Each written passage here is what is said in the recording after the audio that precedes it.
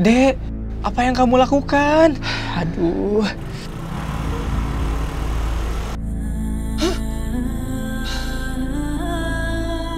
Dede akan buktikan kepada Teh dan Teh Maudi bahwa kekhawatiran mereka itu berlebihan.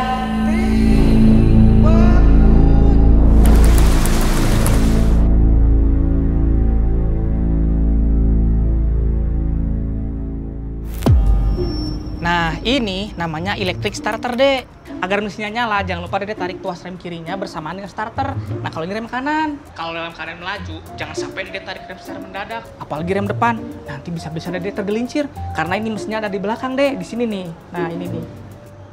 Jadi, kalau Dede mau ngerem harus secara perlahan dan juga kurangi kecepatan. Mau di kemana lagi?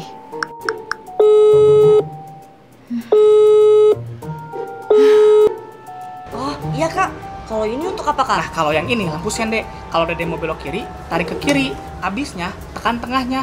Kalau Dede mau belok kanan, tarik ke kanan, tekan lagi tengahnya. Jangan kayak meme emak-emak, tarik ke kiri, beloknya ke kanan. Oh ya, Dek, kenapa dinamakan spion? Karena berasal dari kata spionase Kak, yang artinya mengintai.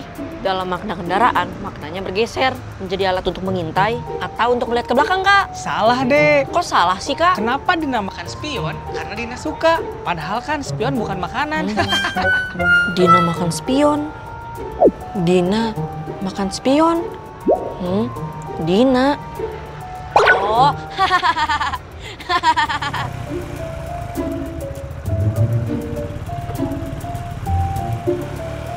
Oh, jadi itu cowoknya Maudi. Dari penampilannya sih anak tongkrongan banget. Udahlah Kak, nggak usah ngurusin orang. Kok gitu sih, Dek? Karena belum tentu orang itu mau kurus. Sekarang ini udah lebih saya jokes sama Bapak.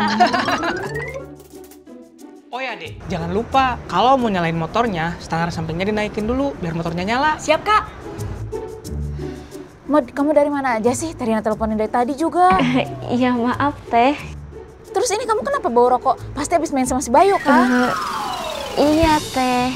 Si Bayu masih aja ngerokok. Mod, bilangin ke dia, merokok itu bisa menyebabkan gangguan kehamilan dan janin. Kebayangkan kalau suatu saat kamu nikah sama dia terus kamu hamil. Bahaya tahu ibu hamil deket-deket sama yang ngerokok. Iya Teh.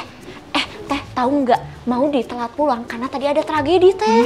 Tadi kan Maudi lagi asik nongkrong sama Bayu. Nah terus tiba-tiba ada cewek datang. Dia bilang gini, Mas, aku hamil. Terus gimana? Terus si Bayu nanya, kamu siapa? Maudi refleks dong. Maudi langsung nyiram air ke muka dia. Masa udah hamil gitu masih nanya kamu siapa?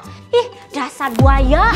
Terus Bayu gimana? Iya, Bayu langsung kaget Teh. Terus pas Maudi mau keluar, si mbaknya bilang, Mbak, tunggu. Maksudku, aku lagi hamil. Masnya jangan ngerokok. Ya kan Maudi jadi bingung Teh.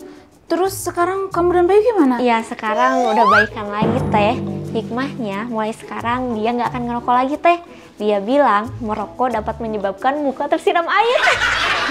Hebat juga kamu, Mod. Tapi Mod, masih ada muka yang harus kamu siram. Tuh, kakak kamu udah 3 hari ini ngajarin Dede spek motor. Kalau Dede belajar motor gimana? Dede kan belum cukup umur. Iya juga ya Teh. Hah? Teh? Kak Asep! Kak Asep kenapa ngajarin Dede motor? Dede kan belum cukup umur, Kak. Dede itu udah 13 tahun, Teh. Udah mulai remaja. Lagian kan belajar juga di dalam gerbang. Iya tetap aja Kak, Dede belum cukup umur untuk pakai motor. Teh, Mod, Dede itu cerdas. Berbeda dengan remaja seusianya. Tapi kedewasaan aja nggak cukup, Kak. Dibutuhkan kematangan secara psikis. Butuh kedewasaan. Menurut literatur psikologi, otak remaja itu masih berkembang sehingga pemikirannya masih berubah-ubah dan mereka menyukai hal-hal yang menantang.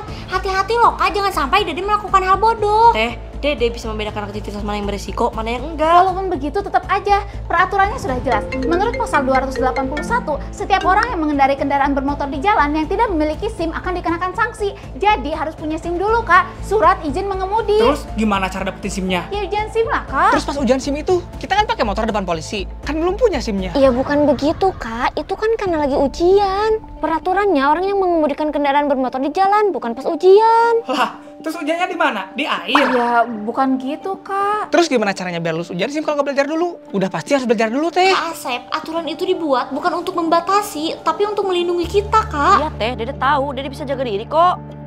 Mau sama Terina aja yang berlebihan. Bukannya kita berlebihan, Kak. Gimana kalau nanti Dede melanggar peraturan lalu lintas, kebut-kebutan di jalan Dede bisa terus? ngendalin diri kok, Teh. Jangan anggap Dede anak kecil. Dede kan susah banget sih dibilangin. Ya udah, kalau misalkan nanti Dede kecelakaan, Terina gak mau bantu. Rasain. Iya, rasain. Kalian kok malah ngedoain Dede celaka sih? Bukannya doain, Kak, Teh, tapi... banyak temen Dede yang udah lancar naik motor. Mereka pergi bawa motor meskipun gak punya Dede, SIM. saat banyak orang melakukan hal yang salah, bukan berarti hal itu boleh dilakukan. Teh, saat Dede udah SMA, Dede udah harus bisa naik motor, Teh. Dede kalau nggak bisa naik motor, nanti Dede dibully sama teman-teman Dede, Teh. Tuh dengerin, kalian mau ada kalian dibully?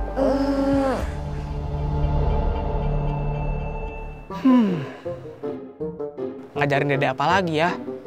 Semua peraturan lalu lintas udah dikuasain. Jadi itu beberapa peraturannya ya. Nah sekarang... Makasih ya, Kak. Kemarin udah bantuin Dede. Dede jadi utang budi.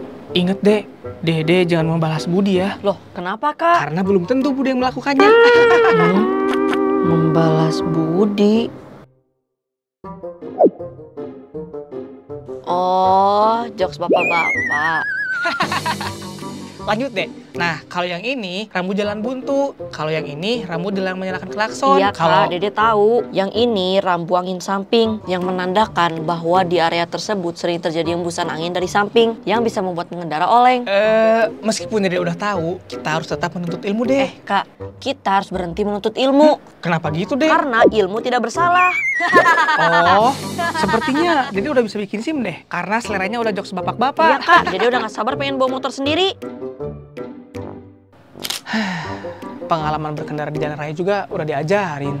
Dan hati-hati ya, di jalan itu terkadang selalu ada rambu. Kalau seperti itu harus bersabar, harus bisa ngalah. Yang penting sampai tujuan ya, dan jadi pandang yang egois. Jadi gak sabar, pengen lihat Dede pakai motor sendiri.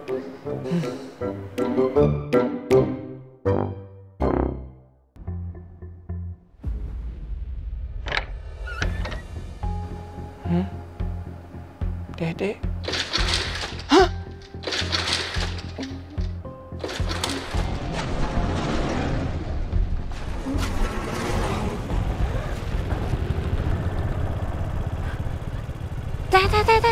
Teh, bangun Teh. Apa sih, Mod? Teh, dengar suara motor nggak? Terus kayak ada yang buka gerbang juga. Gak ada, Mod. Itu mah kamu aja kali mimpi dijemput Bayu. Udah, Terina mau tidur.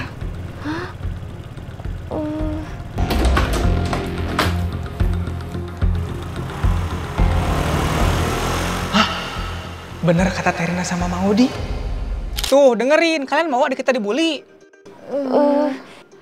Ya enggak lah, Kak. Tapi deh, motor itu berat. Dede kuat kok, Teh. Dede bisa. Bukan sekedar kekuatan, Dek. Butuh kematangan psikologi juga. Banyak kecelakaan yang diakibatkan oleh anak di bawah umur yang bawa motor sebelum waktunya. Dede beda dengan mereka, Teh. Dede gak akan Ya kecelakaan. sekarang enggak, tapi nanti pasti Dede mau narik ke sekuat tenaga. Bukan cuma membahayakan diri Dede sendiri, tapi juga orang lain. Kalau nabrak orang gimana? Iya bener, motor itu kan kekuatannya 125 cc.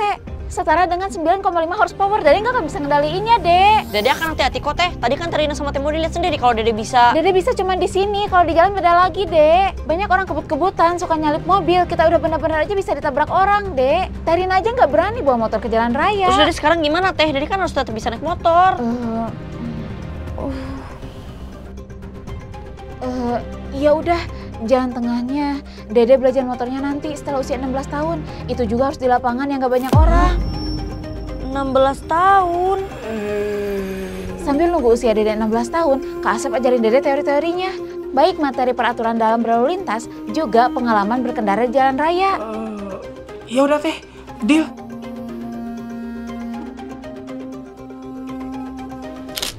Dek, apa yang kamu lakukan? Aduh. Dede akan buktikan kepada Terina dan Maudi bahwa kekhawatiran mereka itu berlebihan.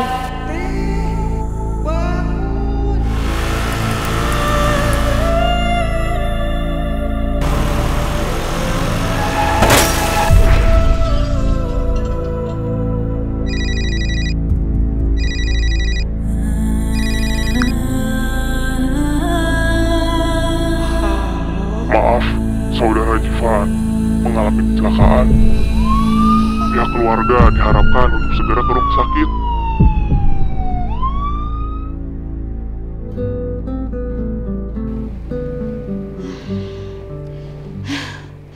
Tuh Dek, dengerin kata psikolog tadi. Remaja itu unik, otaknya masih dalam masa pertumbuhan.